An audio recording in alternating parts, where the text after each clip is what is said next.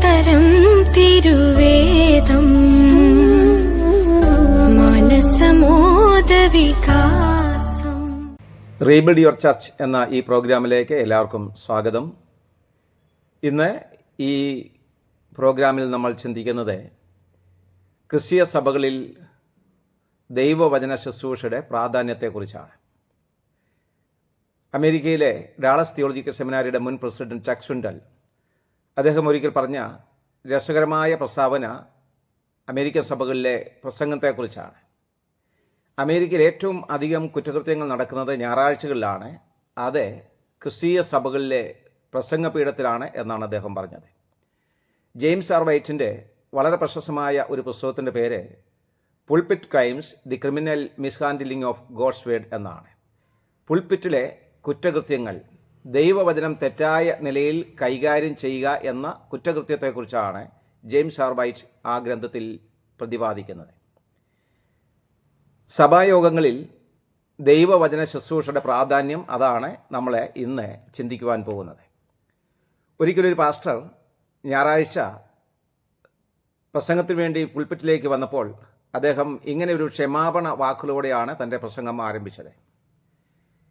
ക്ഷമിക്കണം, ഇന്ന് രാവിലെ ഷേവ് ചെയ്യുമ്പോൾ ഞാൻ ഇന്ന് രാവിലെ എന്താണ് പ്രസംഗിക്കേണ്ടത്, ഏത് വിഷയമാണ് പ്രസംഗിക്കേണ്ടത് എന്ന് ഓർത്ത് അത് ചിന്തിച്ചുകൊണ്ടാണ് ഞാൻ ഷേവ് ചെയ്തുകൊണ്ട്, അതുകൊണ്ട് ഒരു മുറിവ് എൻ്റെ മുഖത്തുണ്ടായി. അതുകൊണ്ടാണ് എൻ്റെ മുഖത്തെ ഒരു ബാൻഡേഡ് ഒട്ടിക്കേണ്ടി വന്നത് എന്ന് ക്ഷമ പറഞ്ഞുകൊണ്ടാണ് അദ്ദേഹം തൻ്റെ പ്രസംഗം ആരംഭിച്ചത്. ഒരു പ്രാദേശിക സഭയിൽ ദൈവത്തിൻ്റെ വചനം ശുശ്രൂഷിക്കുമ്പോൾ ആ ശുശ്രൂഷിക്കുന്ന വ്യക്തിയുടെ അലംഭാവത്തിൻ്റെ ഒരു ഉദാഹരണമാണ് ഈ പാസ്റ്ററുടെ ഈ കഥ. ഇത് നടന്നതാണോ എന്നറിയില്ല, വായിച്ച ഒരു സംഭവമാണ്.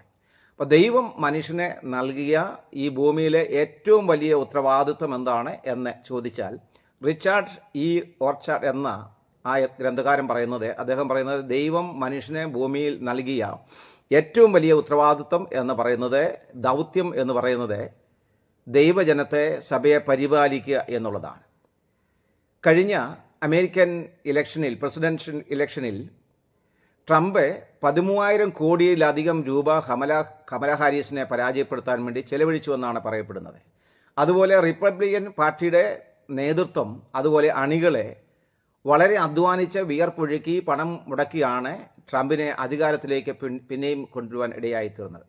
അപ്പോൾ ഈ റിച്ചാർഡ് ഓർച്ചാർഡ് എന്ന ഈ എഴുത്തുകാരൻ പറയുന്നത്, ഭൂമിയിൽ ദൈവം മനുഷ്യനെ നൽകിയിട്ടുള്ള ഏറ്റവും വലിയ ഉത്തരവാദിത്വം, ജോലി, ദൗത്യം എന്ന് പറയുന്നത് ഒരു സഭയെ പരിപാലിക്കുക എന്നുള്ളതാണ്. അങ്ങനെയാണെങ്കിൽ അദ്ദേഹത്തിൻ്റെ വാക്കുകൾ കടമെടുക്കുകയാണെങ്കിൽ, അത് ശരിയാണ് എങ്കിൽ, ട്രംപിൻ്റെ അമേരിക്കൻ പ്രസിഡന്റ് എന്ന ആ പദവിയേക്കാൾ, ആ സ്ഥാനത്തേക്കാൾ ഏറ്റവും വലിയ ഒരു ഉത്തരവാദിത്വമാണ് ഒരു പ്രാദേശിക സഭയെ, ഒരു ക്രിസ്തീയ സഭയുടെ നേതാവിനെ ഉള്ളത് എന്ന് നമ്മൾ ചിന്തിക്കേണ്ടത് ഏറ്റവും ആവശ്യമാണ്.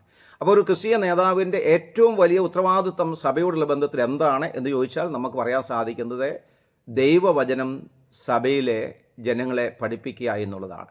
ഒരു ക്രിസ്തീയ പ്രാദേശിക സഭയിൽ ഏറ്റവും അധികം ദൈവവചനം പഠിപ്പിക്കുവാൻ, അല്ലെങ്കിൽ ദൈവവചനം വിഭാഗിച്ച് നൽകുന്ന സന്ദർഭം എന്ന് പറയുന്നത്, അതിന് ലഭിക്കുന്ന സന്ദർഭം എന്ന് പറയുന്നത് പ്രധാനമായും ഞായറാഴ്ചകളിലെ ആരാധനാ യോഗത്തിലാണ് എന്നുള്ളത് വളരെ വ്യക്തമാണ്. സഭയുടെ ആത്മീയ യോഗങ്ങളിൽ, വിശേഷിച്ചും ഞായറാഴ്ചകളിൽ സഭയിൽ കൂടി വരുന്ന ദൈവജനത്തിന് ആവശ്യമായിട്ടുള്ള ആത്മീയ പോഷണം നൽകുന്നത്, അല്ലെങ്കിൽ ലഭിക്കുന്നത് ദൈവവചന ശുശ്രൂഷയിലൂടെയാണ്. ഒരു ക്രൈസ്തവ വിശ്വാസിയെ ആത്മീയ വളർച്ചയ്ക്ക് പ്രേരിതമാക്കുന്നത്, സഹായിക്കുന്നത് താൻ കേൾക്കുന്ന ദൈവവചനമാണ്. അപ്പോസ്തലരുടെ പുസ്തകം 2-ാം അധ്യായം അതിൻ്റെ 42-ാമത്തെ വാക്യം വായിക്കുമ്പോൾ ആദിമ ക്രൈസ്തവ സഭയുടെ ഒരു പ്രത്യേകത, അല്ലെങ്കിൽ അതിൻ്റെ ആ സിസ്റ്റം, നമുക്ക് ഓർഡർ നമുക്ക് കാണാൻ സാധിക്കും. അവർ അപ്പോസ്തലന്മാരുടെ ഉപദേശം കേട്ടും കൂട്ടായ്മ ആചരിച്ചും അപ്പം നുറുക്കിയും പ്രാർത്ഥന കഴിച്ചും പോന്നു എന്നാണ് നമ്മളവിടെ വായിക്കുന്നത്. അപ്പോൾ ഒരു പ്രാദേശിക സഭ ഇന്നും ഈ ഒരു ക്രമത്തിൽ മുൻപോട്ട് പോകേണ്ടത് ഏറ്റവും ആവശ്യമാണ്. ദൈവജനം കൂടി വരുമ്പോൾ, സഭയിൽ കൂടി വരുമ്പോൾ അതിലേറ്റവും പ്രധാനപ്പെട്ട ഒരു ശുശ്രൂഷ എന്ന് പറയുന്നത് തീർച്ചയായും ദൈവവചന ശുശ്രൂഷയാണ് എന്നുള്ളത് വളരെ വ്യക്തമായി നാം തിരിച്ചറിയണം. മറ്റൊരു കാര്യം കൂടി ഓർക്കേണ്ടത്, ഞായറാഴ്ചകളെ സംബന്ധിച്ച് നമുക്കറിയാം, ഈ കാലഘട്ടം വളരെ തിരക്കിൻ്റെ കാലഘട്ടമാണ്, വളരെ ബദ്ധപ്പാടുകളുള്ള ഒരു കാലഘട്ടമാണ്. അങ്ങനെയുള്ള കാലഘട്ടത്തിലാണ് മനുഷ്യൻ അല്ലെങ്കിൽ സഭയുടെ അംഗങ്ങൾ ഞായറാഴ്ചകളിലോ അല്ലെങ്കിൽ മറ്റുള്ള യോഗങ്ങളിലോ ഒക്കെ, വിശേഷിച്ചും ഞായറാഴ്ചകളിൽ ദൈവസനിലേക്ക് വരുന്നത് അല്ലെങ്കിൽ ആരാധനാ യോഗത്തിലൊക്കെ വരുന്നത് അവരുടെ ജീവിതത്തിലെ വളരെ ബദ്ധപ്പാടുക മധ്യത്തിലാണ് എന്നുള്ളത് നമ്മൾ ചിന്തിക്കേണ്ടത് ആവശ്യമാണ്. അതുമാത്രമല്ല, വലിയ മാനസികമായ സംഘർഷങ്ങളിലൂടെ, പിരിമുറക്കങ്ങളിലൂടെ കടന്നു പോകുന്ന ഒരു കാലഘട്ടത്തിലാണ് ക്രൈസ്തവ വിശ്വാസികൾ ആത്മീയ കൂട്ടായ്മകളോടുള്ള ബന്ധത്തിൽ തുടരുന്നത് എന്നുള്ളതും ദൈവവചനം ശുശ്രൂഷിക്കുന്ന നേതാക്കന്മാർ, പാസ്റ്റർമാരും അതുപോലെ മൂപ്പന്മാരും സഭയുടെ നേതൃത്വം ആരാണോ അവരൊക്കെ ചിന്തിക്കേണ്ടത് ഏറ്റവും ആവശ്യമാണ്. അപ്പോൾ ജീവിതത്തിൻ്റെ ബന്ധപ്പാടുകൾ, തിരക്കുകൾ, അതുപോലെ സംഘർഷങ്ങൾ, അതിലൂടെയൊക്കെ കടന്നു പോകുന്ന ആൾക്കാരാണ് തൻ്റെ മുമ്പിൽ ഇരിക്കുന്നത് അല്ലെങ്കിൽ തന്നിലൂടെ ദൈവത്തിൻ്റെ വചനം കേൾക്കുവാൻ ഈ വിശേഷിച്ച് ഞായറാഴ്ച രാവിലെയെങ്കിലും വന്നിട്ടുള്ളത് എന്നുള്ള ബോധ്യം നമുക്കുണ്ടാകണം. അവിടെ ജോലി സ്ഥലത്തുള്ള സമ്മർദ്ദങ്ങൾ, അവിടെ ക്ലാസ് റൂമുകളിലുള്ള അല്ലെങ്കിൽ അവിടെ കോളേജുകളിലുള്ള സമ്മർദ്ദങ്ങളെ, തൊഴിൽ മേഖലയിലുള്ള സംഘർഷങ്ങളെ, അപ്പോൾ ഇങ്ങനെയുള്ള ധാരാളം നിലയിലുള്ള പ്രതിസന്ധികൾ, പ്രയാസങ്ങൾ, സംഘർഷങ്ങളൊക്കെ അനുഭവിക്കുന്ന ആൾക്കാരാണ്.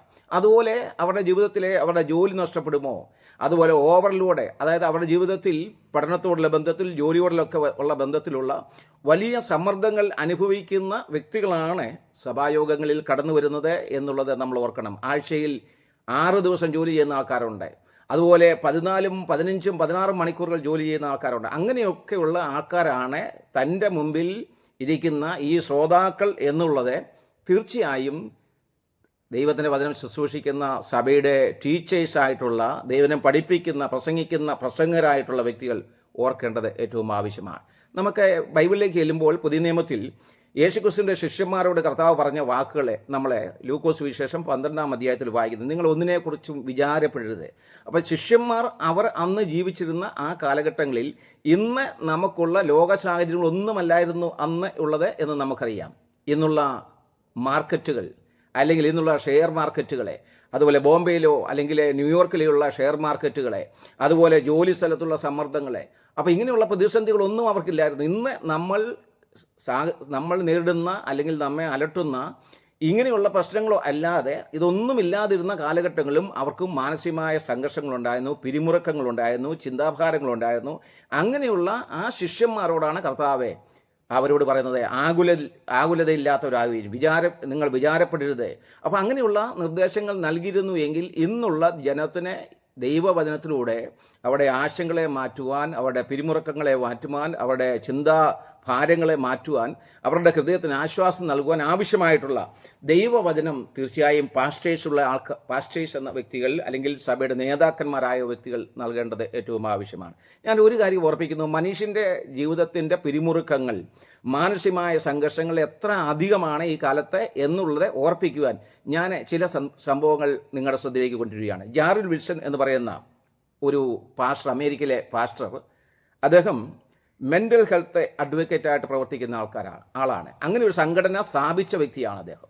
അദ്ദേഹത്തിൻ്റെ ഒരു സഹസ്ഥാപനമാണ് ആന്തം ഓഫ് ഹോപ്പ് എന്ന് പറയുന്ന ആ സ്ഥാപനം. അപ്പോൾ ഇങ്ങനെ വളരെയധികം പ്രശസ്തനായി ആത്മഹത്യാ പ്രേരണയിൽ നിന്നും ജനത്തെ രക്ഷിക്കുക, മാനസികമായ സംഘർഷങ്ങളിൽ നിന്നും ജനത്തെ വിടുവിക്കുക, അവർക്ക് ആവശ്യമായ കൗൺസിലിംഗ് നൽകുക, ഇങ്ങനെയുള്ള വളരെ പ്രശസ്തമായ, വളരെ അനുഗ്രഹിക്കപ്പെട്ട ഒരു ശുശ്രൂഷയ്ക്ക് നേതൃത്വം നൽകിയിരുന്ന വ്യക്തിയാണ് ഈ ജാറിൽ വിൽസൺ എന്ന് പറയുന്ന യുവ പാസ്റ്റർ. അദ്ദേഹത്തിന് ഭാര്യയും 2 മക്കളും ഉണ്ടായിരുന്നു. അദ്ദേഹം ചില വർഷങ്ങൾക്ക് മുമ്പേ ആത്മഹത്യ ചെയ്യുകയുണ്ടായി. അപ്പോൾ അദ്ദേഹം ആത്മഹത്യ ചെയ്യുന്ന ആ പ്രവണതയുള്ള വ്യക്തികളെ അതിൽ നിന്ന് പിന്തിരിപ്പിക്കാൻ വേണ്ടി ശുശ്രൂഷയിലൂടെ ശ്രമിച്ചിരുന്ന വ്യക്തിനെ, ആ വ്യക്തി തന്നെ ജീവിതത്തിൽ വലിയ പിരിമുറുക്കങ്ങൾ വന്നപ്പോൾ അതിനെ അതിജീവിക്കാൻ കഴിയാതെ ആത്മഹത്യ അഭയം പ്രാപിച്ചു. അതുപോലെ 2023 നോർത്ത് ഇന്ത്യയിൽ, വടക്കേ ഇന്ത്യയിലെ ഒരു മലയാളിയായ IPC പാസ്റ്റർ ആത്മഹത്യ ചെയ്തു. അപ്പോൾ സഭയെ പരിപാലിക്കുന്ന ലീഡേഴ്സായിട്ടുള്ള ആൾക്കാർ സമ്മർദ്ദങ്ങളെ അതിജീവിക്കാൻ കഴിയാതെ വന്നപ്പോൾ ആത്മഹത്യ ചെയ്ത ഒരു കാലഘട്ടത്തിലാണ്, അല്ലെങ്കിൽ ആത്മഹത്യ ചെയ്തുകൊണ്ടിരിക്കുന്ന ഒരു കാലഘട്ടത്തിലാണ് നമ്മൾ ജീവിക്കുന്നത്. അപ്പോൾ നമ്മുടെ മുമ്പിലിരിക്കുന്ന സഭയിലേക്ക് വരുന്ന വ്യത്യസ്ത വിഭാഗക്കാരായ ആൾക്കാർ, അവിടെ പ്രായത്തിൽ വ്യത്യാസമുണ്ട്, യുവാക്കന്മാരുണ്ട്, യുവതികളുണ്ട്, അതുപോലെ കുഞ്ഞുങ്ങളുണ്ട്, പ്രായമുള്ള ആൾക്കാരുണ്ട്. അപ്പോൾ അങ്ങനെയുള്ള ജീവിതത്തിൽ വ്യത്യസ്ത വിഭാഗങ്ങളിൽ പ്രായവും വിദ്യാഭ്യാസത്തിലും ഒക്കെ വൈവിധ്യങ്ങളുള്ള ആൾക്കാരാണ് നമ്മുടെ മുമ്പിലിരിക്കുന്ന കേൾവിക്കാർ എന്നുള്ളത് തീർച്ചയായും ദൈവവചനവുമായി എഴുന്നേറ്റ് നിൽക്കുന്ന ഓരോ ശുശ്രൂഷകന്മാർ, ഓരോ പ്രസംഗരും അറിയേണ്ടത് ഏറ്റവും ആവശ്യമാണ്. അപ്പോൾ സഭയിൽ എങ്ങനെ ദൈവവചനം പ്രസംഗിക്കണം, അല്ലെങ്കിൽ ആ ശുശ്രൂഷ എങ്ങനെ ചെയ്യണം, ചില നിർദ്ദേശങ്ങൾ മാത്രം ഞാൻ ഓർപ്പിക്കുകയാണ്. ഒന്ന്, ദൈവവചനം ശുശ്രൂഷിക്കുമ്പോൾ, പ്രസംഗിക്കുമ്പോൾ ജനത്തെ അറിഞ്ഞ് വേണം നാം ആ ശുശ്രൂഷ ചെയ്യുവാൻ. അപ്പോൾ ജനം ആരാണ്, എൻ്റെ മുമ്പിലിരിക്കുന്ന കേൾവിക്കാരാരാണ്, അവിടെ നിലവാരം എന്താണ്, അവിടെ ആവശ്യങ്ങൾ എന്താണ് എന്ന് അറിയാതെ പ്രസംഗിക്കുന്നതുകൊണ്ട് യാതൊരു പ്രയോജനവും കേൾവിക്കാർക്ക് ലഭിക്കുന്നില്ല. ഒരിക്കലും ഒരു വ്യക്തി പറഞ്ഞ ഒരു വാക്യതാണ്, ആദ്യ കാലഘട്ടങ്ങളിൽ സ്വർണ്ണ നാവുള്ള പ്രസംഗരും മരച്ചെവിയുള്ള കേൾവിക്കാരുമായിരുന്നു. എന്നാൽ അദ്ദേഹം പിന്നീട് പറഞ്ഞത്, ഈ കാലഘട്ടങ്ങളിലേക്ക് വന്നപ്പോൾ മനുഷ്യൻ്റെ വിദ്യാഭ്യാസം വർദ്ധിച്ചു കഴിഞ്ഞപ്പോൾ, സമൂഹത്തിൽ വലിയ മാറ്റങ്ങൾ വന്നു കഴിഞ്ഞപ്പോൾ, വികസനം വന്നു കഴിഞ്ഞപ്പോൾ അദ്ദേഹം പറഞ്ഞ വാക്കിങ്ങനെയാണ്, ഇന്ന് മര നാവുള്ള പ്രസംഗരും അതുപോലെ സ്വർണ്ണ ചെവിയുള്ള കേൾവിക്കാരുമാണ്. അപ്പം നമ്മുടെ മുൻപിൽ ഇരിക്കുന്ന, നമ്മുടെ പ്രസംഗം കേൾക്കാൻ നമ്മുടെ മുമ്പിൽ ഇരിക്കുന്ന ആൾക്കാർ വളരെ വിദ്യാസമ്പന്നരായ ആൾക്കാരാണ് എന്നുള്ള ബോധ്യം എന്ത് ചെയ്യണം, പ്രസംഗിക്കുന്ന ഓരോ പ്രസംഗനും ഉണ്ടാകേണ്ടത് ഏറ്റവും ആവശ്യമാണ്. അപ്പോൾ ഇത് മനസ്സിലാക്കാതെ നാം പാരമ്പര്യമായി ശീലിച്ചു വന്നിട്ടുള്ള ഏതൊക്കെയോ ചില കാര്യങ്ങളൊക്കെ പ്രസംഗിക്കുന്ന ആ പ്രവണത തികച്ചും തെറ്റായ ഒരു കാര്യമാണ്. 30 അല്ലെങ്കിൽ 45 മിനിറ്റുകളെ എൻ്റെ ടേണാണ് ഈ ആഴ്ച, അതുകൊണ്ട് എന്തെങ്കിലും പ്രസംഗിച്ച് ഒരു പ്രസംഗം ചെയ്യണമെന്നുള്ള ആ ചിന്ത നമ്മുടെ ജീവിതത്തിൽ നാം കളയേണ്ടത് ഏറ്റവും ആവശ്യമാണ്. കർത്താവ് ശിഷ്യന്മാരെ പഠിപ്പിച്ച പ്രാർത്ഥന ലൂക്കോസ് സുവിശേഷം 11-ാം അധ്യായത്തിൽ, മത്തായിയുടെ സുവിശേഷം 6-ാം അധ്യായത്തിൽ നമ്മൾ വായിക്കുന്നുണ്ട്. ആ പ്രാർത്ഥനയിൽ അവിടെ ശിഷ്യന്മാരോട് കർത്താവ് ഇങ്ങനെ പ്രാർത്ഥിപ്പിൻ, ഒരു മാതൃക പ്രാർത്ഥന പറഞ്ഞപ്പോൾ കർത്താവ് പറഞ്ഞ ഒരു കാര്യം ഇതാണ്, ഞങ്ങൾക്ക് ആവശ്യമുള്ള ആഹാരം അന്നന്ന് ഞങ്ങൾക്ക് നൽകണമേ. അപ്പം ഇത് നമ്മുടെ പ്രസംഗ ശുശ്രൂഷയിലും പാലിക്കേണ്ടത് ഏറ്റവും ആവശ്യമാണ്. ജനത്തിന് എന്താണോ ഇന്ന് ആവശ്യമായിട്ടുള്ളത്, അങ്ങനെയുള്ള വചനം നൽകുവാൻ വേണ്ടി പ്രസംഗകരെ, വചന ശുശ്രൂഷ ചെയ്യുന്ന ആൾക്കാർ ശ്രമിക്കേണ്ടതും അധ്വാനിക്കേണ്ടതും ഏറ്റവും ആവശ്യമാണ്. നമുക്കറിയാം, ഡോക്ടേഴ്സിൻ്റെ അടുത്ത് നമ്മളെ എന്തെങ്കിലും അവരുടെ ഒരു സഹായത്തിന് ചെല്ലുമ്പോൾ, ട്രീറ്റ്മെൻറ്റോടുള്ള ബന്ധത്തിൽ അവരുടെ അടുത്ത് ചെല്ലുമ്പോൾ അവർ നൽകുന്ന മരുന്നുകൾ ശ്രദ്ധിച്ചിട്ടുണ്ടോ? പ്രായത്തിൻ്റെ അടിസ്ഥാനത്തിൽ കുഞ്ഞുങ്ങളാണെങ്കിൽ പീഡിയാട്രീഷ്യൻ്റെ അടുത്ത് ചെല്ലുമ്പോൾ അവർ ചോദിക്കും, കുട്ടികളുടെ വെയിറ്റ് എത്രയാണ്, പ്രായം എത്രയാണ്. അപ്പോൾ എല്ലാ കുട്ടികൾക്കും ഒരേ മരുന്നല്ല, ഒരേ ഡോസല്ലേ കൊടുക്കുന്നത്. കുഞ്ഞുങ്ങളുടെ അവിടെ ആ ശരീരത്തിൻ്റെ ഭാരമനുസരിച്ച്, അവിടെ കപ്പാസിറ്റി അനുസരിച്ചാണ് ഡോക്ടേഴ്സ് മരുന്നിൻ്റെ അളവ് നിർണ്ണയിക്കുന്നത്. ഇതുപോലെ തന്നെ ആയിരിക്കണം ദൈവവചനം സഭയിൽ ശുശ്രൂഷിക്കുമ്പോൾ നമ്മുടെ മുമ്പിലിരിക്കുന്ന ഓരോ കുഞ്ഞുങ്ങൾക്കും, ഓരോ യുവാക്കന്മാർക്കും, അതുപോലെ പ്രായമുള്ളവർക്കും ഒരുപോലെ പ്രയോജനമായ നിലയിൽ ദൈവവചനം വിഭാഗിച്ചു കൊടുക്കുവാൻ സഭയിൽ എഴുന്നേറ്റ് നിൽക്കുന്ന പ്രസംഗരെ ശ്രദ്ധിക്കേണ്ടത് ഏറ്റവും ആവശ്യമാണ്. കാടടിച്ച് വെടിവെക്കുന്നത് പോലെ ആർക്കെങ്കിലും പ്രയോജനപ്പെടട്ടെ എന്ന ആ ഒരു ആശയത്തിൽ ഒരിക്കലും നാം ദൈവവചനം ശുശ്രൂഷിക്കുവാൻ പാടുള്ളതല്ല. മറ്റൊരു കാര്യം നാം ഓർക്കേണ്ടത്, വചന ശുശ്രൂഷ ജനങ്ങളുടെ പ്രശ്നങ്ങളിൽ ശ്രദ്ധ ഊന്നിക്കൊണ്ട് ആയിരിക്കണം. ഒരാൾ പറഞ്ഞ വാക്കിങ്ങനെയാണ്, അദ്ദേഹം പറഞ്ഞു, നിങ്ങൾ പ്രസംഗം തയ്യാറാക്കുമ്പോഴും പ്രസംഗിക്കുമ്പോഴും നിങ്ങളുടെ 2 ദൃഷ്ടികളിലും ജനത്തിനായിരിക്കണം, ജനത്തിൻ്റെ ഭാരങ്ങളിലായിരിക്കണം, അവരുടെ അവസ്ഥയിലായിരിക്കണം. എന്നിട്ട് അദ്ദേഹം പറഞ്ഞു, നിങ്ങളുടെ ഹൃദയം പൂർണ്ണമായും ദൈവത്തിലായിരിക്കണം. അപ്പോൾ ഇങ്ങനെ ഒരു വചന ശുശ്രൂഷയാണ് ഒരു പ്രാദേശിക സഭയ്ക്ക് ഏറ്റവും അനിവാര്യമായിട്ടുള്ളത്. നമുക്കറിയാം, തെസ്സലോനിക്ക ലേഖനത്തിലേക്ക് ചെല്ലുമ്പോൾ 1 തെസ്സലോനിയ 4-ാം അധ്യായം അതിൻ്റെ 13 മുതലുള്ള വാക്യങ്ങൾ, 18 വരെയുള്ള വാക്യങ്ങൾ ശ്രദ്ധിച്ചാൽ അവിടെ ആ തെസ്സലോനിക്ക സഭ ഒരു പ്രതിസന്ധിയിലൂടെ കടന്നു പോയപ്പോൾ അവർക്ക് അനുയോജ്യമായ നിലയിൽ പുനരുദ്ധാനത്തെക്കുറിച്ചുള്ള ചില സംശയങ്ങൾ അവിടെ ഉണ്ടായപ്പോൾ അവർക്ക് അനുയോജ്യമായ ഒരു ചിന്തയാണ് അവിടെ യേശുക്രിസ്തുവിൻ്റെ വരവിനെക്കുറിച്ചും കർത്താവിൻ്റെ വരവിൻ്റെ സമയത്തെ പുനരുദ്ധാനത്തെക്കുറിച്ചും അതുപോലെ സഭ എടുക്കപ്പെടുന്ന ആ കാര്യത്തെക്കുറിച്ചൊക്കെ പറഞ്ഞിട്ട് പൗലോസ് അവസാനിപ്പിക്കുന്ന ഇങ്ങനെയാണ്, ഈ വചനങ്ങളെ കൊണ്ട് അന്യോന്യം ആശ്വസിപ്പിച്ചുകൊള്ളുവിൻ. അവിടെ ജനത്തിൻ്റെ ആവശ്യം എന്താണ് എന്ന് മനസ്സിലാക്കിയാണ് പൗലോസ് അവിടെ അവർക്ക് ലേഖനം എഴുതുന്നത്. അതുപോലെ 1 കൊരിന്ത്യർ 15-ാം അധ്യായം ഈ നിലയിലാണ്. അപ്പോൾ വേദവസ്തുത്തിലെ ഓരോ ഭാഗങ്ങൾ ശ്രദ്ധിച്ചാലും, ഓരോ അധ്യായങ്ങൾ ശ്രദ്ധിച്ചാലും ജനത്തിൻ്റെ അവസ്ഥയും ആവശ്യവും മനസ്സിലാക്കിയാണ് ആ കാര്യങ്ങളെല്ലാം അവർ ചെയ്തത് എന്നുള്ളത് നമുക്ക് മനസ്സിലാക്കുവാൻ കഴിയുന്നതാണ്. മറ്റൊന്ന്, മൂന്നാമത്തെ ഒരു കാര്യം, ദൈവവചനം പ്രസംഗിക്കുമ്പോൾ ആ പ്രസംഗം സന്ദർഭത്തിന് അനുസൃതമായിട്ടുള്ളതായിരിക്കണം, സന്ദർഭോചിതമായിരിക്കേണ്ടത് ഏറ്റവും ആവശ്യമാണ്. സദൃശവാക്യങ്ങൾ 15-ാം അധ്യായം അതിൻ്റെ 23-ാമത്തെ വാക്യത്തിൽ ഇങ്ങനെയാണ് നമ്മൾ വായിക്കുന്നത്, തക്ക സമയത്ത് പറയുന്ന വാക്ക് എത്ര മനോഹരം. സെപ്റ്റംബർ 11-ാം തീയതി 2001 അമേരിക്കയെ ഞെട്ടിച്ച, അതുപോലെ ലോകത്തെ ഏറ്റവും അധികം ലോകം ശ്രദ്ധിച്ച ഒരു പ്രധാനപ്പെട്ട സംഭവമാണ് വേൾഡ് ട്രേഡ് സെൻറ്റർ നശിപ്പിക്കപ്പെട്ടത്. ആ കാലഘട്ടത്തിൽ ഒരു 4 മാസം കഴിഞ്ഞപ്പോൾ അന്ന് വളരെ മനോഹരമായ ഒരു പുസ്തകം ഇറങ്ങിയുണ്ടായി. ഡേവിഡ് ബ്ലാഷാർഡ് എന്ന് പറയുന്ന ആ വ്യക്തിയാണ് അന്ന് ആ പുസ്തകം എഴുതിയതും. അദ്ദേഹം ഒരു പ്രസംഗനുമാണ്, ഒരു പാസ്റ്ററുമാണ്. അദ്ദേഹം തൻ്റെ ചർച്ചിൽ പ്രസംഗിക്കുകയും അതുപോലെ അതൊരു പുസ്തകമായി, ഒരു ചെറിയ പുസ്തകമായി രൂപപ്പെടുകയും ചെയ്തു. ആ പുസ്തകത്തിൻ്റെ പേര് where was God on September 11. September 11 World Trade Centre നശിപ്പിച്ചപ്പോൾ ദൈവം എവിടെയായിരുന്നു? അപ്പോൾ അമേരിക്കയിലെ ജനത്തിൻ്റെ സംശയത്തെ, ക്രിസ്തീയ വിശ്വാസിയുടെ ആശങ്കയെ പരിഹരിക്കാൻ അനുയോജ്യമായ ഒരു കണ്ടന്റ് അല്ലെങ്കിൽ അങ്ങനെ ഒരു സബ്ജക്റ്റാണ് അദ്ദേഹം തൻ്റെ ചർച്ചിലെ പ്രസംഗിക്കുവാൻ വേണ്ടി എടുത്തതും പിന്നീട് അത് ഒരു പുസ്തക രൂപത്തിൽ നമ്മുടെയൊക്കെ കൈവശത്തിൽ എത്തുകയും ചെയ്യുന്നത്.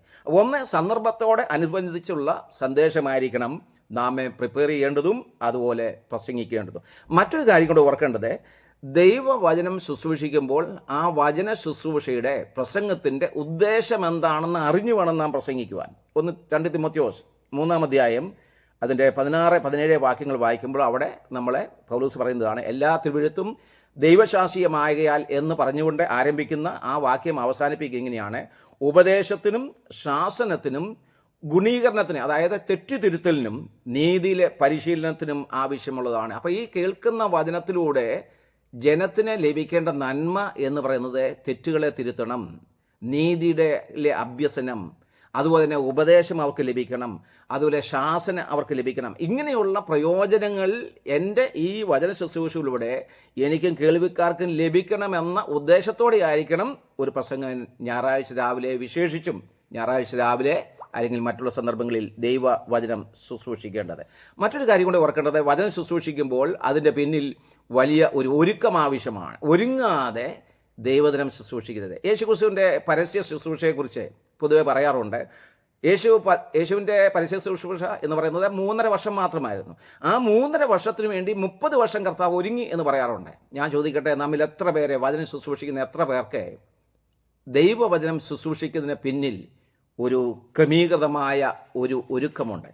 തിമോത്തിയോസിൻ്റെ ലേഖനത്തിലേക്ക് ചെല്ലുമ്പോൾ 2 തിമോത്തിയോസ് 3:15 വാക്യത്തിൽ പൗലോസ് ആ വിഷയത്തിൽ തിമോത്തിയോസിന് ധാരാളം ആലോചന പറയുന്നുണ്ട്. നീ പഠിച്ചും നിശ്ചയം പ്രാപിച്ചും ഇരിക്കുന്നതിൽ നിലനിൽക്കുക, ഞാൻ വരുവോളും വായന, പ്രബോധനം എന്നിവയിൽ ഉറച്ചു നിൽക്കുക. അപ്പോൾ ഇതൊക്കെ തുടരാനൊക്കെ പൗലോസ് അവിടെ തിമോത്തിയോസിന് പറയുന്നത് നമുക്ക് കാണാൻ സാധിക്കും. ഒരു ശരിയായ നിലയിലുള്ള പരിശീലനമില്ലാത്ത, തയ്യാറെടുപ്പില്ലാത്ത ഒരൊറ്റ പ്രസംഗനും തൻ്റെ ശുശ്രൂഷ ജനത്തിന് പ്രയോജനപ്പെട്ടു എന്ന് പറയുവാൻ, വിശ്വസിപ്പാൻ ഒരിക്കലും കഴിയുകയില്ല. ഒരു പ്രസംഗകൻ, പ്രത്യേകിച്ചും ദൈവസഭയെ പരിപാലിക്കുന്ന മൂപ്പന്മാർ, അതുപോലെ പാസ്റ്റേഴ്സ് ആയിട്ടുള്ള, ശുശ്രൂഷകന്മാരായിട്ടുള്ള വ്യക്തികൾ, വൈദികന്മാരായിട്ടുള്ള വ്യക്തികൾ, അവരെ സമയം ചെലവഴിച്ച് ദൈവവചനത്തിന് മുമ്പാകെ ഇരിക്കേണ്ടത് ഏറ്റവും ആവശ്യമാണ്. മറ്റൊരു കാര്യം കൂടി ഓർക്കേണ്ടത്, ഒരു വ്യക്തിയുടെ, ഒരാൾ പറഞ്ഞ വാക്കിതാണ്, ഒരു പ്രസംഗകൻ്റെ, അതുപോലെ ഒരു പാസ്റ്ററുടെ, ഒരു മൂപ്പൻ്റെ വചന ശുശ്രൂഷ എത്രമാത്രം ഗൗരവമുള്ളതാണ്, പ്രയോജനമുള്ളതാണ് എന്ന് മനസ്സിലാക്കണമെങ്കിൽ അദ്ദേഹം പറഞ്ഞ വാക്കിങ്ങനെയാണ്: അദ്ദേഹത്തിൻ്റെ വീട്ടിലെ ലൈബ്രറി ഒന്ന് പരിശോധിച്ചാൽ മതി. അപ്പോൾ ഒരു പുസ്തക സ്നേഹിയല്ലാത്ത, വായനാശീലമില്ലാത്ത, വായിക്കുവാൻ സമയം കണ്ടെത്തുവാൻ മനസ്സില്ലാത്ത, കഴിവില്ലാത്ത ഒരാൾക്ക് ഒരിക്കലും താൻ പരിപാലിക്കുന്ന ആടുകൾക്ക് ഒരു നല്ല നിലയിലുള്ള പോഷണം നൽകുവാൻ അദ്ദേഹത്തിന് ഒരിക്കലും സാധിക്കില്ല. ഇന്ന് അനേക സഭകളിലെ ആത്മീയമായ ദൈവവചനത്തിലുള്ള വലിയ ദാരിദ്ര്യം നമുക്ക് കാണാൻ സാധിക്കും. നമ്മൾ രൂത്തിൻ്റെ പുസ്തകത്തിലേക്ക് ചെല്ലുമ്പോൾ അവിടെ ബെത്ലഹേം എന്ന വാക്കിൻ്റെ അർത്ഥം അപ്പത്തിൻ്റെ ഭവനം എന്നാണ്. ആ അപ്പത്തിൻ്റെ ഭവനത്തിൽ നിന്നാണ് മോവാബിലേക്ക്, ദാരിദ്ര്യമുള്ള മോവാബിലേക്ക് ആ കുടുംബം, ഇസ്രായേൽ കുടുംബം പോകാനിടയായി തീർന്നത്. ഇന്നും അനേക സഭകളോടുള്ള ബന്ധത്തിൽ വലിയ ആത്മീയ ദാരിദ്ര്യം, അപ്പത്തിനായിട്ടുള്ള വലിയ ദാരിദ്ര്യം, വിശപ്പ് ഇന്ന് അനേക സഭകളിലുണ്ട്. ദൈവവചനം ക്രമീകൃതമായി പഠിപ്പിക്കുവാൻ പ്രാപ്തിയില്ലാത്ത അല്ലെങ്കിൽ മനസ്സില്ലാത്ത, അതിനുവേണ്ടി ഒരുങ്ങാത്ത ധാരാളം പ്രസംഗരെ ഈ കാലഘട്ടത്തിൽ നമുക്ക് കാണാൻ സാധിക്കും. മറ്റൊരു കാര്യം കൂടി ഓർക്കേണ്ടത്, ദൈവവചനം ശുശ്രൂഷിക്കുമ്പോൾ ഒരു പ്രസംഗത്തിന് വിഷയമുണ്ടായിരിക്കണം. വിഷയാധിഷ്ഠിതമായ ഒരു പ്രസംഗമാണ് നാം ഞായറാഴ്ചകളിൽ സഭകളിൽ നൽകേണ്ടത്. സമൂഹത്തിൽ കണ്ടുവരുന്ന പ്രശ്നങ്ങൾ ഇതെല്ലാം നമ്മൾ പരിശോധിച്ച് ഈ കാലഘട്ടത്തിൽ ജീവിക്കുന്ന എൻ്റെ സഭയിലെ ആടുകൾക്ക് അവർ നേരിടുന്ന പ്രശ്നങ്ങൾ എന്താണ്, വ്യക്തിപരമായി സമൂഹത്തിൽ, ലോകത്തിൽ നേരിടുന്ന പ്രശ്നങ്ങൾ, ഇതെല്ലാം മനസ്സിലാക്കി ആനുകാലികമായ നിലയിൽ അവിടെ ശ്രദ്ധയെ തിരിക്കുന്ന, അവരുടെ മനസ്സിനെ ആശ്വസിപ്പിക്കുന്ന, അവരെ പ്രബോധിപ്പിക്കുന്ന, അവരെ തിരുത്തുന്ന നിലയിലുള്ള ദൈവവചന ശുശ്രൂഷയാണ് ഒരു പ്രാദേശിക സഭയുടെ നേതാവ് സഭയ്ക്ക് നൽകേണ്ടത്. ആ പ്രസംഗ രീതികളിൽ ഏറ്റവും മനോഹരമായ ചില രീതികൾ അല്ലെങ്കിൽ അനുയോജ്യമായ ചില കാര്യങ്ങൾ കൂടെ പറഞ്ഞ് നമുക്ക് ഈ ചിന്ത അവസാനിപ്പിക്കാം. ദൈവവചനം പഠിപ്പിക്കുന്നില്ല അല്ലെങ്കിൽ പ്രസംഗിക്കുന്നതിനോടുള്ള ബന്ധത്തിൽ, തയ്യാറാക്കാനുള്ള ബന്ധത്തിൽ പ്രധാനമായി 4 രീതികളാണ് അനുവർത്തിക്കാറുള്ളത്. ഏറ്റവും പ്രധാനമായി ഒന്ന് എക്സ്പോസിറ്ററിയാണ്, അതായത് വിശദീകരണ പ്രസംഗം. ദൈവവചനത്തിൻ്റെ ചില ഭാഗങ്ങൾ എടുത്ത് എക്സ്പോസ് ചെയ്യുക. ആ നിലയിലുള്ള ഒരു പ്രസംഗത്തിന് സമയം ആവശ്യമാണ്, അത് പ്രിപ്പയർ ചെയ്യാൻ വളരെ സമയം ആവശ്യമാണ്. പക്ഷേ ആ ശുശ്രൂഷ പ്രസംഗനെ സംബന്ധിച്ചും അതുപോലെ കേൾവിക്കാരെ സംബന്ധിച്ചും ഏറ്റവും അനുയോജ്യമായ പ്രയോജനകരമായ ഒരു പ്രസംഗ രീതിയാണ്. മറ്റൊന്ന് ടോപ്പിക്കിലാണ്, വിഷയാധിഷ്ഠിതമായിട്ടുള്ള പ്രസംഗം. സ്വർഗം, മരണം, വീണ്ടെടുപ്പ് അല്ലെങ്കിൽ വീണ്ടും ജനനം, അതുപോലെ പുനരുദ്ധാനം, യേശുക്രിസ്തുവിൻ്റെ മടങ്ങിവരവ്, ഇങ്ങനെയുള്ള ധാരാളം വിഷയങ്ങളെ സംബന്ധിച്ചുള്ള പ്രസംഗമുണ്ട്. മറ്റൊന്ന് നരേറ്റീവായിട്ടുള്ള ആഖ്യാന പ്രസംഗമാണ്. 4-മത്തെ രീതി ടെക്സ്റ്റുവലാണ്, ഒരു പാഠഭാഗത്തെ വ്യാഖ്യാനിച്ചു കൊടുക്കുക. അപ്പോൾ ഇങ്ങനെയുള്ള ഏത് രീതിയും നമുക്ക് എടുക്കാവുന്നതാണ്. ഇതിലേറ്റവും അനുയോജ്യമായ പ്രയോജനമായ രീതി എന്ന് പറയുന്നത് എക്സ്പോസിറ്ററി പ്രീച്ചിങ് സ്റ്റൈലാണ്. അപ്പം നമ്മെ ദൈവം ഏൽപ്പിച്ച ശുശ്രൂഷ വളരെ അനുഗ്രഹമായി ചെയ്യുവാൻ ദൈവം നമ്മെ സഹായിക്കട്ടെ. എന്തെങ്കിലും ഞായറാഴ്ച പ്രസംഗിക്കലുമല്ലോ, അതുകൊണ്ട് എന്ത് ചെയ്യുക, ഇൻ്റർനെറ്റിലേക്ക് പോയി വെബ്സൈറ്റ് പരതി ആരെങ്കിലും പ്രസംഗം മോഷ്ടിച്ച് ഞായറാഴ്ച വന്ന് സഭയിലെ വിശ്വാസികൾ കൊടുക്കുന്ന പ്രവണത അവസാനിപ്പിക്കുക. ചില ആൾക്കാർ കൺകോർഡൻസ് എടുത്തിട്ട് ഒരു വാക്കെടുത്തിട്ട് എന്ത് ചെയ്യുക, പ്രസംഗിക്കാറുണ്ട്. ഒരാളെ പ്രസംഗിച്ച ഒരു പ്രസംഗം ഇങ്ങനെയാണ്: യേശുവിൻ്റെ 4 കയറ്റങ്ങൾ. അതാണ് അദ്ദേഹം. യേശു പടയിൽ കയറി, അതുപോലെ യേശു ക്രൂശിൽ കയറി, അതുപോലെ തന്നെ യേശു മലമേൽ കയറി. അതിന് ശേഷം അദ്ദേഹം അപ്പോസ്തലപ്രവൃത്തി 1-ാം അധ്യായത്തിൽ നിന്ന് ഒരു വാക്കെടുത്തിട്ട് പറഞ്ഞു, യേശു ക്രിസ്തു സ്വർഗത്തിലേക്ക് കയറിപ്പോയി. ഇങ്ങനെയുള്ള പ്രസംഗ ഹത്യകൾ ഒരിക്കലും നാം ചെയ്തത്. ഇതാണ് ചക്സുണ്ടുകൾ പറഞ്ഞത്. അമേരിക്കയിൽ നടക്കുന്ന ഏറ്റവും വലിയ കൊലപാതകങ്ങൾ അല്ലെങ്കിൽ കുറ്റകൃത്യങ്ങൾ ഞായറാഴ്ച പ്രസംഗപീഠത്തിലാണ്. നമ്മുടെ ജീവിതത്തിൽ ഇങ്ങനെയുള്ള പുൾപിറ്റ് ക്രൈംസ് നാം ഒരിക്കലും ചെയ്യാൻ പാടുള്ളതല്ല. ദൈവവചനത്തോടും ദൈവത്തോടും ദൈവജനത്തോടും വിശ്വസ്തതയുള്ള നല്ല പ്രസംഗരായി, നല്ല വചന ശുശ്രൂഷരായി തീരുവാൻ തക്കവണ്ണം ഇന്ന് ഈ പ്രോഗ്രാം ശ്രദ്ധിക്കുന്ന നിങ്ങൾക്ക് കഴിയട്ടെ. ഈ പ്രോഗ്രാം നിങ്ങൾക്ക് പ്രയോജനമാണ് എങ്കിൽ ഇത് ഷെയർ ചെയ്യുക, സബ്സ്ക്രൈബ് ചെയ്യുക, ഈ ശുശ്രൂഷയ്ക്ക് വേണ്ടി പ്രാർത്ഥിക്കുക, നിർദ്ദേശങ്ങൾ നൽകുക. ദൈവം നമ്മെ അനുഗ്രഹിക്കുമാറാകട്ടെ.